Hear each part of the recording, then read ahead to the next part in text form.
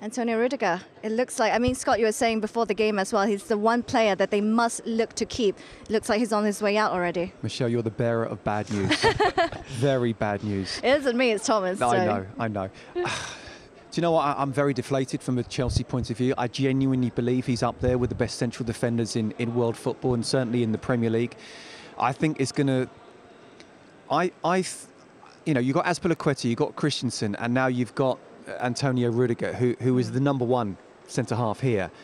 That's pretty much the whole of the Chelsea defence gone. I mean, you know, there's only one Reece James. You can't duplicate him and put him in different positions.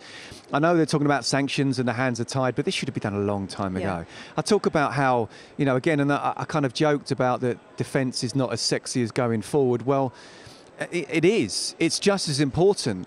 And if you've got a demanding and dominant centre-half in the way that Chelsea have in Rudiger, and you're going to lose him, I'm not sure there's another centre-half in world football you're going to replace like for like.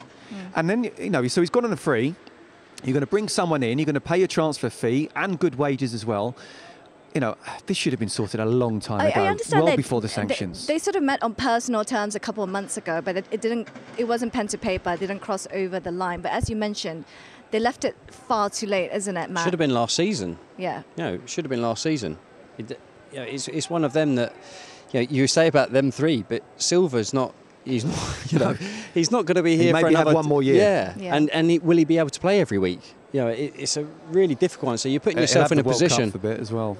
You're putting yourself in a position that you're going to have to go and sign at minimum 2 centre halves, maybe 3, and that's, you know, that's not going to be cheap, and it's not going to. You know, you're going to have to pay transfer fees, as you said, and wages. I think that's a real blow, you know, on the field. Financially, it doesn't really make sense. I understand perhaps, you know, wages, they're not wanting to pay those type of wages that he wanted, but he's a free transfer. I think the offer was for him to be the best paid defender here, if I'm not mistaken. I could be very wrong with these reports that I'm reading, but that was what I know to be the offer. So maybe he himself is just looking for a different challenge altogether somewhere else. If he's looking for a different adventure, then there's nothing Chelsea can do about it. And obviously time will tell when he comes out and says, look, the reason I've left Chelsea is because. If it's because anything other than I wanted to play in Spain or Germany or whatever, then it's wrong from the club's point of view. This is a top defender who's been superb. I mean, let's try and remember that actually under Frank, he wasn't played. Yeah. So, you know, under Thomas Tuchel, though, he came last December. And he's been brilliant since then. I mean, they should have snapped him up well before the sanctions. If you look at the stats with and without him defensively in the side, they concede far more goals without him in the starting 11. That says it all. But as you mentioned, they need to look at someone to replace not just what he provides on the pitch, but the figure that he provides in that back line as well. Jules Koundé is someone that they looked at in the summer. They didn't go through with it. They brought back Trevor Chalobah instead, and he started well. Maybe reviving on their interest in Jules Koundé. Do you think he will fit in well?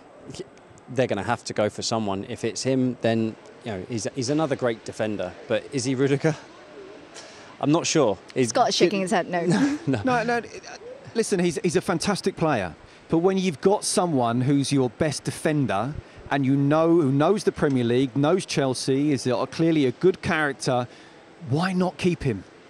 Why not keep him? Why are you then going to let him go and spend 40, 50, 60 million pounds on a player, and plus wages as well? Financially, is it principle that are they trying to set out a stall saying, like, defensively or defender, you know, wanting this amount of money, he's going in, the next one's going to come in and want that? Yeah, no, that's exactly what they're doing. But again, I don't think that being a defender is given enough. No, because if it was a striker going, I agree with you. I agree with you. If it's the other way around, you're trying to keep a striker, you're trying to keep an offensive player. I go back to, if you keep a clean sheet, you only need 1 goal to win a game, and he's that good.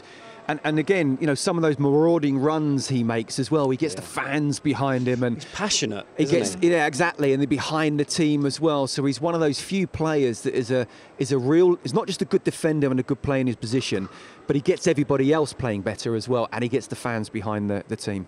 That's not the only contract that's up in the air at the moment. I think Azpilicueta automatically had an extension because of certain terms in his current contract. Christensen, as we mentioned earlier, looks to be leaving in the summer. There's also the likes of Jorginho and Kante, who has about a year plus left in their contracts as well. Those are up in the air. Unfortunately, Chelsea can't do anything at the moment because of the sanctions, so they're going to have to get that sorted as soon as possible, Scott. But if you're looking at these players and the contracts, who would you renew, who would you not? Well, I'm not quite sure who of the players have only got a year left, but what I would say is yes, I think even from a governmental point of view, the UK government want this sorted as soon as possible. So I think it will be sorted soon. I think the players also understand that right now there's nothing the club can do. You can still have conversations. You can still say, look, 100%. If we were to offer you this, if we were in a position to legally offer you this, would you accept it? Would you sort it out? Look, Kante hasn't had the best of seasons, I have to say, in a Chelsea shirt, but I still wouldn't get rid of him. I'd try and keep him. Jorginho is a player, he's a bit Marmite, isn't he? You either love him or you hate him. I like him. Do you like Marmite? I do. I don't like Marmite, actually. But I do like Jorginho. I think the way that Chelsea play, I think he fits well.